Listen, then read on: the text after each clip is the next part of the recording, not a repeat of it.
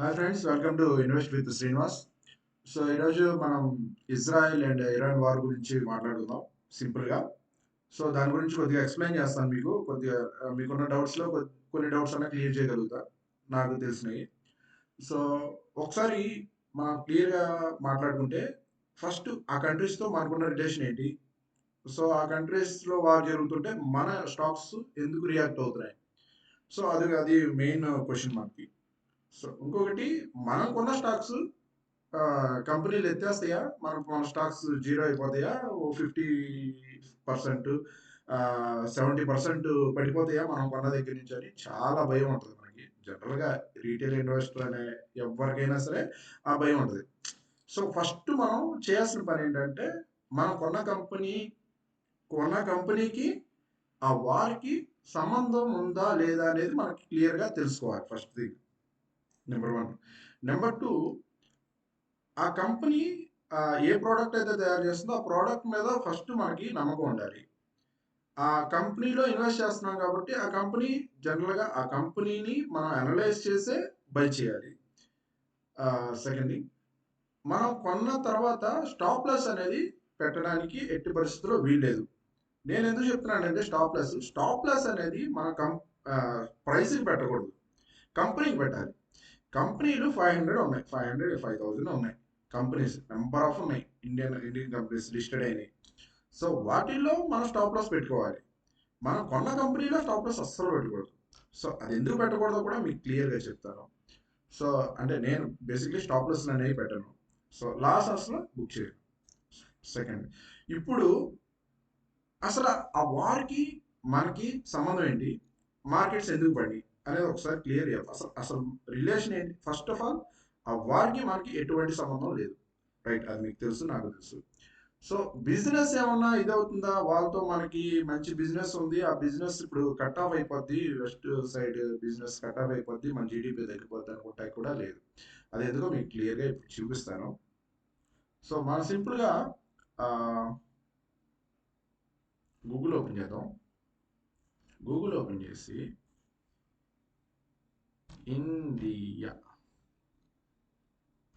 And Iran business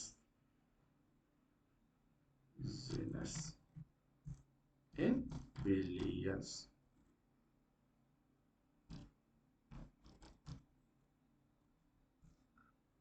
yes, సింపుల్గా ఇక్కడ వచ్చేస్తుంది మనకి. ఇండియా అండ్ ఇరాన్ ట్రేడ్ మన వాల్యూ 2.33 బిలియన్. చాలా తక్కువ, చాలా తక్కువ, చాలా తక్కువ బిజినెస్ మనం వాళ్ళతో చేస్తున్నాం. 2.233% బిలియన్ ఏంటి, చాలా తక్కువ చేస్తున్నాం వాళ్ళతో. అసలు మనం చాలా ఇన్ ద సెన్స్, మీరు సింపుల్గా ఎందుకు తక్కువ చేస్తున్నారంటే, ఈ ఫిగర్ చూసారు కదా, 2.333. సో నెక్స్ట్ ఇజ్రాయెల్ ఉంది కదా, దాన్ని కూడా చూద్దాం. Israel business in billions.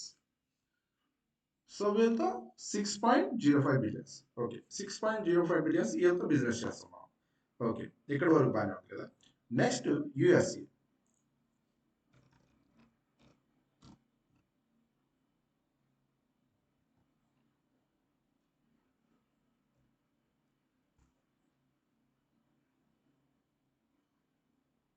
ఎంత?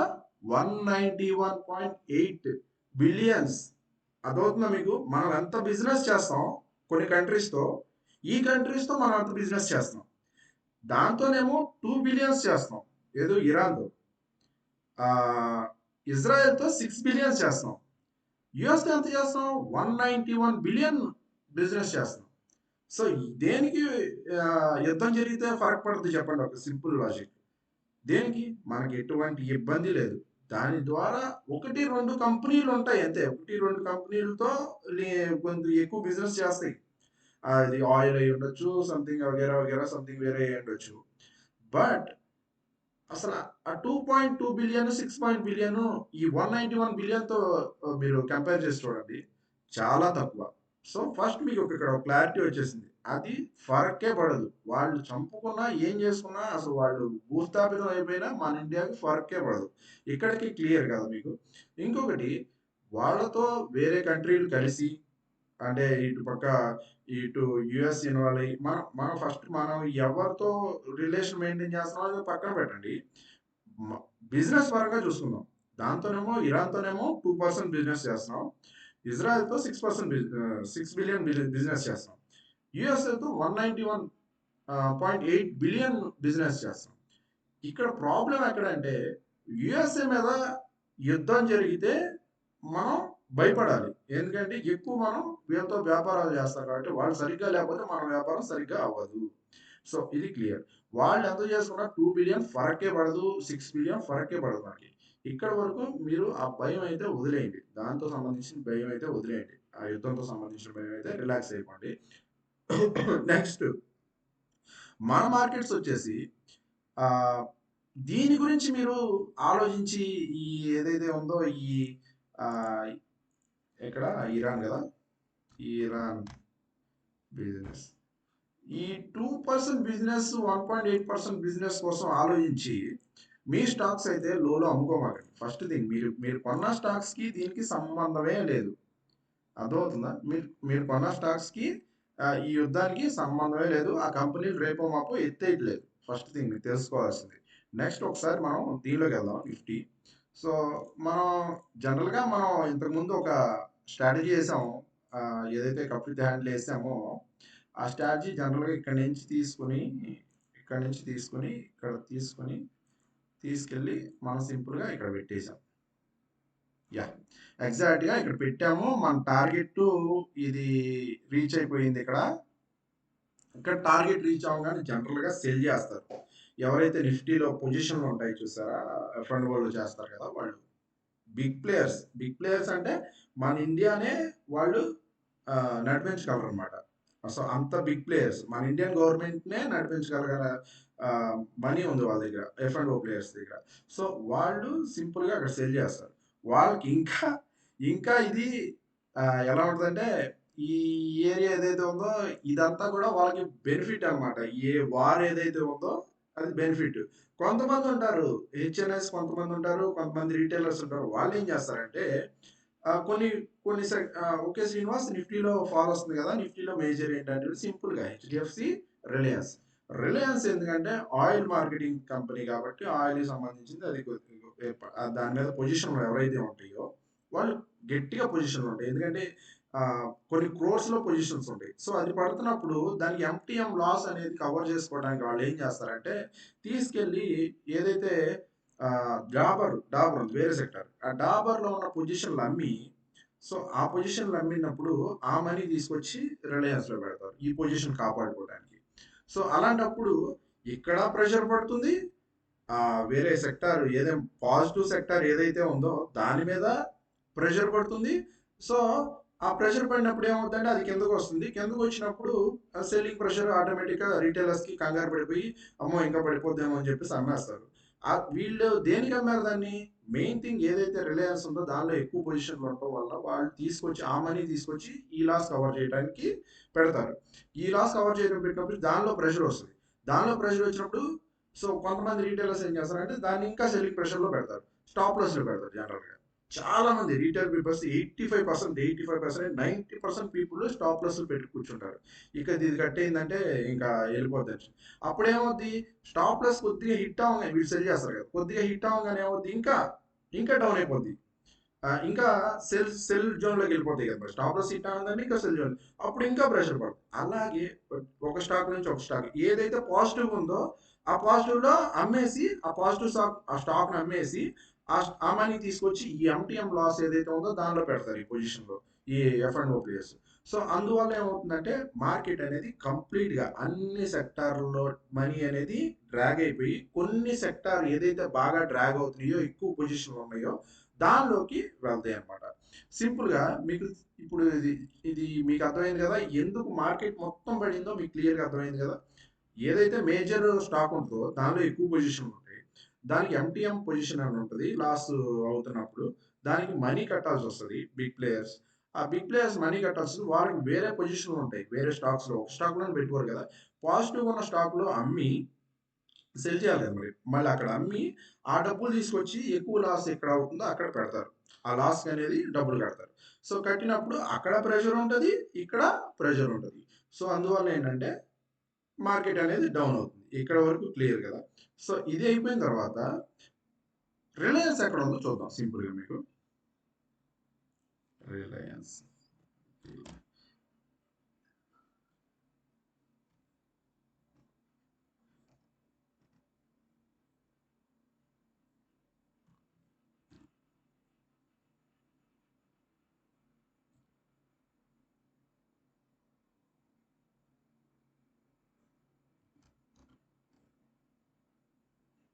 Reliance industries. ఓకే, వచ్చాం. Sorry sorry. ఓకే, ఇక్కడ ఇక్కడ బ్రేక్అవుట్ అయింది రిలయన్స్. సో ఇక్కడ బ్రేక్అవుట్ అయింది. ఇది బ్రేక్అవుట్ అవ్వగానే జనరల్గా రీటెస్ట్ చేసి ఇక్కడ బ్రేక్అవుట్ అయింది. ఎస్ ఎస్, ఇక్కడ బ్రేక్అవుట్ అయింది. ఇది బ్రేక్అవుట్ అవ్వగానే ఇక్కడ ఇది అయింది. సో బేసికలీ నెక్స్ట్ సపోర్ట్ ఎక్కడంటే దీనికి ఇది అనమాట. ఎస్, యా, నెక్స్ట్ సపోర్ట్ ఇది. సో నేను ఇదేమి రికమెండేషన్ కాదు. ఫస్ట్ థింగ్, నేను ఈ స్టాక్ నేమి రికమెండ్ చేయట్లేదు బై చేయమని, జస్ట్ మీకు శాంపుల్గా చూపిస్తున్నాను అనమాట. సో దీనిలో జనరల్గా ఈ పొజిషన్ ఏదైతే ఉందో దీన్ని కాపాడుకోవడానికి కొంతమంది ఇక్కడ బై చేస్తారు. సో ఇది మేజర్ సపోర్ట్ ఇక్కడ, ఇది ఇక్కడ, నెక్స్ట్ ఇక్కడ, నెక్స్ట్ ఇక్కడ. సో ఇది మేజర్ సపోర్ట్ అనమాట. సో ఇక్కడ నుంచి మ్యాక్స్ పైకి వెళ్ళాలి, లేకపోతే ఇక్కడ నుంచి ఆల్మోస్ట్ 6% డౌన్ ఉంది. ఇక్కడ వరకు క్లియర్ కదా. సో అది ఇది మేజర్ స్టాక్ కాబట్టి చెప్తున్నాను జనరల్గా. సో నెక్స్ట్ నిఫ్టీకి వెళ్దాం. నిఫ్టీకి వచ్చేసి ఎస్, ఈ క్లియర్ చేస్తున్నాం సింపుల్గా, ఇది కూడా క్లియర్ చేస్తున్నాం. ఓకే, సో మేజర్లీ ఇది బేసికలీ కరెక్ట్గా సపోర్ట్ దగ్గరే ఆగింది ఇది. సో ఎగ్జాక్ట్గా ఏదైతే ఉందో ఇక్కడ సపోర్ట్ ఇది. ఎస్ ఎస్, బేసికలీ సపోర్ట్ దగ్గరే ఆగింది. సో నెక్స్ట్ సపోర్ట్ వచ్చేసి ఇది నెక్స్ట్ సపోర్ట్. ఆ తర్వాత సపోర్ట్ ఇది జనరల్గా. నెక్స్ట్ సపోర్ట్ వచ్చేసి 24,790, ఆ తర్వాత 24,000 జనరల్గా. ఇది మేజర్ సపోర్ట్ అనమాట. ఇది బ్రేక్ చేయడానికి ఛాన్సే లేదు. సో ఓకే, ఇక్కడ నుంచి ఎంత డౌన్ ఉండొచ్చు?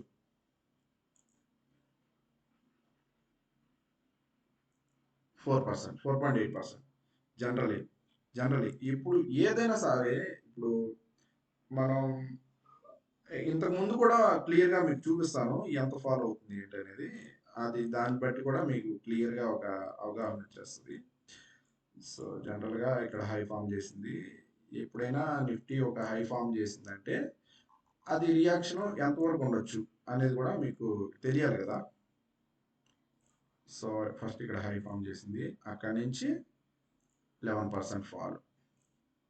తర్వాత ఇక్కడ హై ఫామ్ చేసింది, అక్కడి నుంచి 11%, 10% ఫాల్. సో ఓకే, తర్వాత ఇక్కడ నుంచి ఇది ఇక్కడ హై ఫామ్ చేసింది, ఇక్కడ నుంచి 7% ఫాల్. ఓకే, ఇక్కడ క్లియర్ కదా, ఇక్కడ అర్థమైంది కదా మీకు. ఇక్కడ ఇదంటారా చెప్పవసలా, అది కరోనా టైము. ఇక్కడ హై ఫామ్ చేసిన తర్వాత ఆటోమేటిక్గా 38%, 40% అనేది ఫాల్ వచ్చింది.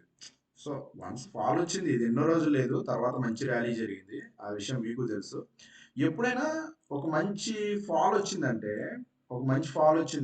ఖచ్చితంగా ఇక్కడి నుంచి ర్యాలీ అనేది గట్టిగా ఉంటుంది జనరల్గా. అదే జరుగుతుంది ఇప్పుడు వరకు కూడా, ఇప్పుడు కూడా అదే జరుగుద్ది. సో ఒకసారి డ్రాయింగ్స్ అన్ని రిమూవ్ చేసేద్దాం మీకు క్లారిటీ వస్తానికి. ఓకే, ఇప్పుడు సింపుల్గా చెప్తాను మీకు, ఎక్కువ ఇది చేయను, కన్ఫ్యూజ్ చేయను మిమ్మల్ని. ఇది మేజర్ సపోర్ట్ అబ్బా ప్రస్తుతానికి. నేను ఇవాళ ఆగిందే మేజర్ కాదు, జనరల్ సపోర్ట్గా తీసుకోండి. తర్వాత ఇది సపోర్టు, ఆ తర్వాత ఇది అసలు చెప్పవసరంలా 24,000 అనేది చెప్పవసరంలా. సో ఏదైనా ఇప్పుడు మరి ఇది జనరల్గా స్టాక్ మార్కెట్ అనేది ఒక ఫిక్స్డ్ డిపాజిట్ కాదు కదా, ఇంకొకటి శాలరీ కూడా కాదు. వాలిటాలిటీ అనేది జనరల్గా స్టాక్ మార్కెట్లో ఉంటుంది. సో దాన్ని బట్టి చూస్తే మీరు ఫిక్స్డ్ డిపాజిట్లోను పెట్టింది శాలరీలో పెట్టిన దానికన్నా డబుల్ త్రిబుల్ అయ్యే అవకాశం దీంట్లో ఉంది స్టాక్ మార్కెట్లో. నేను నమ్మిన దాన్ని బట్టి ఇదే జరుగుతుంది. లాస్ట్ 10 ఇయర్స్గా నా జర్నీలో ఇదే జరుగుతుంది. ఇలాగే మనీ వస్తుంది ఎవరికైనా జనరల్గా.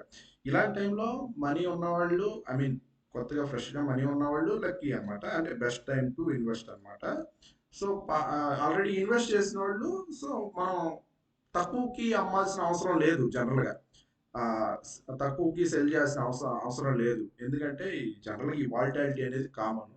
సో ఇప్పుడు వారు వచ్చింది, రేపు పొద్దున వేరేది ఏదైనా వచ్చినా ఇది పడతాయి, మళ్ళీ ఆటోమేటిక్గా లెగుస్తాయి. సో అక్కడికి మనం అండర్స్టాండింగ్ బట్టి ఉంటుంది. ఇంకొకటి డిసిప్లిన్ అనేది చాలా ఇంపార్టెంట్ అనమాట. సో డిసిప్లిన్ లేకుండా మనం స్టాక్ మార్కెట్లో ఉంటే మాత్రం మనం మేజర్గా సక్సెస్ఫుల్ అవ్వలేము. దాన్ని బట్టి కూడా మీరు ఒకసారి ఆలోచించి స్టాక్ మార్కెట్లోకి రావాలి. సో ఓకే, ఇది అయిపోయింది కదా. నెక్స్ట్ వచ్చేసి బ్యాంక్ నిఫ్టీ చూద్దాం.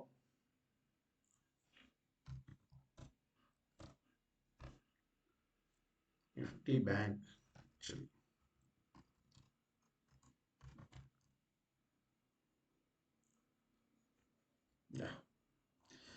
సో ఇది మన టార్గెట్. యాక్చువల్లీ 57,000 మన target. Okay fine, no problem. So దీని గురించి కూడా కొంచెం చెప్పాలి మీకు. ఇది మేజర్ సపోర్ట్ వచ్చేసి ప్రజెంట్ ఇది ఇక్కడే ఉంది, సపోర్ట్ దగ్గరే. Yeah, exactly.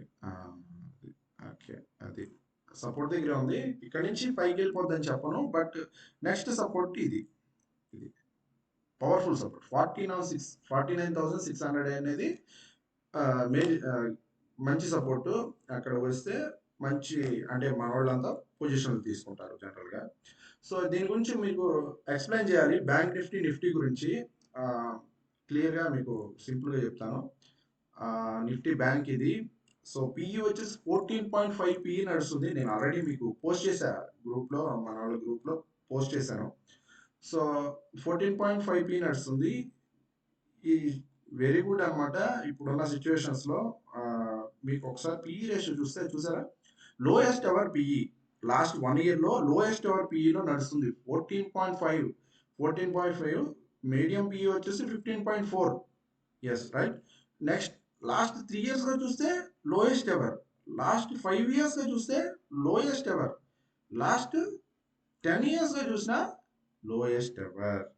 సో సిచ్యువేషన్ మాత్రం కంప్లీట్గా మనకి అందుబాటులో ఉంది ప్రస్తుతానికి అయితే బ్యాంక్స్ పరంగా. So I'm very very impress. అంటే ఒక బ్యాంక్స్ అని నాకు ఒక జాక్పాట్ లాగా కనబడుతున్నాయి ఇప్పుడు కొన్ని కొన్ని బ్యాంక్స్ అయితే. సో వాటిల్లో ఇన్వెస్ట్ చేస్తే ఖచ్చితంగా మనకి మంచి లాభాలు వచ్చే అవకాశం ఉంది. ఎందుకంటే సిచ్యువేషన్స్ అన్నీ కూడా మనకు అందుబాటులో ఉన్నాయి ప్రెసెంట్. మన చేతిలో డబ్బులు ఉన్నాయంటే ఖచ్చితంగా 30 to 40% అనేది 6 monthsలోనే వచ్చే అవకాశం ఉంది. సో నా థింకింగ్ ప్రకారం. సో ఇంకోటి ఏంటంటే, ఇంత తక్కువలో 14.5 పిఈలో నడుస్తుంది బ్యాంక్ నిఫ్టీ. లో వాల్యుయేషన్స్లో ఉంది పిఈ కూడా. ఇంకోటి మీకు నిఫ్టీ చూస్తే, నిఫ్టీ చూస్తే 23.7 ఉంది. Okay fine. ఇప్పుడు అది బ్యాంక్ నిఫ్టీ ఎంత ఉంది, 14.5 ఉంది కదా, ఇది 23 ఉంది. సో ఓకే, మీరు ఒకసారి పిఈ చూస్తే నార్మల్ పిఈ హై పిఈలో ఉంది. 1 ఇయర్ నుంచి హై పిఈలో ఉంది. సో నాకు తెలిసి నిఫ్టీ బాగా ర్యాలీ అయింది ఈ కొన్ని నెలల్లో, బాగా ర్యాలీ అయింది. బ్యాంక్ నిఫ్టీ మాత్రం అవ్వలేదబ్బా. మంచి మంచి ఇదిలో ఉంది. సో ఒకసారి బ్యాంక్ నిఫ్టీ మీరు ఒకసారి ఎన్పిఏ అనేది బాగా ఛాలెంజింగ్ అనమాట ఈ బ్యాంక్ నిఫ్టీకి. ఒకసారి దీన్ని చదివితే మీకు అర్థమైపోద్ది. Yes, Indian banks have recent improvement their non performing assets with in gross non performing assets ratio is 12 years low 2.8 March 24, which is good అనమాట. సో నెక్స్ట్ వచ్చేసి banks assist quality best in this expecting to improve further RBI. So అన్ని రకాలుగా పాజిటివ్గా ఉంది banks తరఫున. ఏదైతే మన US federal bank కూడా ఇంట్రెస్ట్ రేట్లు తగ్గిస్తుంది. సో అలాంటప్పుడు మనం అన్ని ఇంత పాజిటివ్ వింటున్నప్పుడు ఇలాంటి వార్స్ వచ్చినప్పుడు, ఇలాంటి అన్ఫార్చునేట్ సిచ్యువేషన్స్ వచ్చినప్పుడు మనం వాటిని గ్రాప్ చేయాలి తప్పితే ఆ లో ప్రైజుల్లో మనం అమ్మకూడదు. నేను అర్థం చేసుకుంది ఏంటంటే ఇన్ని ఇయర్స్లో నేను తెలుసుకుంది అదే. సో వన్స్ లో లో ప్రైజ్లో అమ్మామంటే ఫస్ట్ మనకి లాస్ వస్తుంది, తర్వాత రిగ్రెట్ వస్తుంది, ఆ తర్వాత ఏమొస్తుందో మీకు తెలుసు, ఫ్రస్ట్రేషన్ వస్తుంది. సో ఎందుకంటే మనం అమ్మిన తర్వాతే అవి ఖచ్చితంగా ఒక మంచి బుల్ రన్ అందుకుంటే ఆ హైలో మనం కొనలేం, లోలో అమ్మేస్తాం. ఇదే జరుగుద్ది. రీటైలర్స్ తెలియక సైకలాజికల్గా డిస్టర్బ్ అయిపోయి డిసిప్లిన్ లేక సో ఈ పనులు చేస్తారు. ఆ పనులు మాత్రం మీరు చేయొద్దు. ఎందుకంటే మీరు నా ఫ్యామిలీ కాబట్టి, నా యూట్యూబ్ ఫ్యామిలీ కాబట్టి, నాకు ఆ బాధ్యత ఉంది కాబట్టి మీకు ఇదంతా చెప్తున్నాను. జనరల్గా నాకు తెలిసింది ఏదైతే ఉందో నా గురువులు నాకు చెప్పింది ఇది. నేనేం కొత్తగా ఇదేం చెప్పట్లేదు, నా గురువు నాకు చెప్పాడు, నేను మీకు చెప్తున్నాను. సో ఆ నాలెడ్జే నేను మీకు పంచితే మీకు ఎక్కడో ఒక చోట హెల్ప్ఫుల్ అవుదా అని నా నమ్మకం. సో ఇంకొకటి, ఇక్కడ వరకు చూసారుగా బ్యాంక్స్ అయితే హయ్యెస్ట్ అంటే ఈ మెయిన్ ఛాలెంజ్ ఎన్పిఏ ఛాలెంజ్ జనరల్గా బ్యాంక్స్కి. సో అవి లోయెస్ట్ ఎవరు చూసారుగా, రేషియో 12 ఇయర్స్ లోలో ఉంది. 2.8 12 ఇయర్స్ లోలో ఉంది. So banks is best expected to improve further, RBI చెప్తుంది. ఇంకేం కావాలి, అంతే కదా. సో నెక్స్ట్ మనకి మీకు లెవెల్స్ చూపించాను. ఇది టార్గెట్ 5707 బ్యాంక్స్కి. మేబీ ఇక్కడ ఆగొచ్చు, లేదు ఆగకపోయినా మహా అయితే ఇంకెంత పడవచ్చు, 3.9 4% వేసుకోండి, ఇంకో 4%. ఎప్పుడైనా స్టాక్ మార్కెట్లో 4% అనేది పెద్ద విషయం కాదు. మీ పోర్ట్ఫోలియో 4% డ్రాగ్ అవ్వడం, 10% డ్రాగ్ అవ్వడం అనేది పెద్ద విషయం కాదు. సో ఇది మైండ్లో పెట్టుకోండి. ఎక్కువ ఆలోచించమాకండి. ఎక్కువ ఆలోచించి ఏమంటారు స్ట్రెస్ తీసుకుని ఆ స్ట్రెస్లో బ్లైండ్ డిసిషన్స్ తీసుకోమాకండి. ఫస్ట్ మనం ఆ స్టాక్ని ఎందుకు కొనామో ఆలోచించండి. మనం ఏ స్టాక్ కొన్నా స్ట్రాటజీతోనే కొంటాము, వితౌట్ స్ట్రాటజీ మనం కొనము. ఏం జరుగుతుందంటే ఇక్కడ మీకు చాలాసార్లు చెప్పాను నేను, హై ఫ్లై స్టాక్స్ కొనొద్దు. హై ఫ్లై స్టాక్స్లో పెట్టుబడులు పెట్టద్దు. ఏదైతే డౌన్ 30% 40% డౌన్లో ఉంటాయో, ఈ ఎర్నింగ్స్ బాగుండి మార్కెట్ లీడర్స్ అయి ఉండి ఈ మూడు ఉండి ఆ 30% డౌన్లో ఉంటాయో వాటిని మాత్రమే బై చేయండి విత్ స్ట్రాటజీతో బై చేయండి. అప్పుడు కంప్లీట్ మీకు ఖచ్చితంగా రిజల్ట్ ఉంటుంది. మళ్ళీ లైఫ్ టైం హై అనేది ఖచ్చితంగా టెస్ట్ చేస్తాయి. నేను వీడియోస్ చేశాను చాలా, వాటిలో మంచి స్టాక్స్ ఉన్నాయి, ఒకసారి అన్నీ చెక్ చేయండి. ఏదన్నా అందుబాటులో ఉంటే, ఐ మీన్ 5% కన్నా పెరగకుండా ఉంటే బెస్ట్ బై జోన్స్ అవి. నేనేం మిమ్మల్ని బై చేయమని అడగట్లేదు, నేను చేసినవి మీకు చూపించానని చెప్తున్నాను అంతవరకే. సో మీకు మళ్ళీ చెప్తున్నాను, ఇది స్టాక్ మార్కెట్ మ్యాజిక్ కాదు. మనీ అనేది గెయిన్ చేయడం అనేది డిసిప్లైన్ మీద ఆధారపడి ఉంటుంది. మీరు ఎంత డిసిప్లైన్ ఉంటే అంత మనీ అనేది స్టాక్ మార్కెట్లో ఎర్న్ చేయగలుగుతారు. సో ఆ సిచ్యువేషన్ అయితే మనకు అనుకూలంగా ఉంది. బ్యాంక్స్ పరంగా నిఫ్టీ హై ఉండొచ్చు, బ్యాంక్ నిఫ్టీ అయితే కొడద్ది, ఖచ్చితంగా 57,000 కొడద్ది నా టెక్నికల్ రిపోర్ట్స్ ప్రకారం.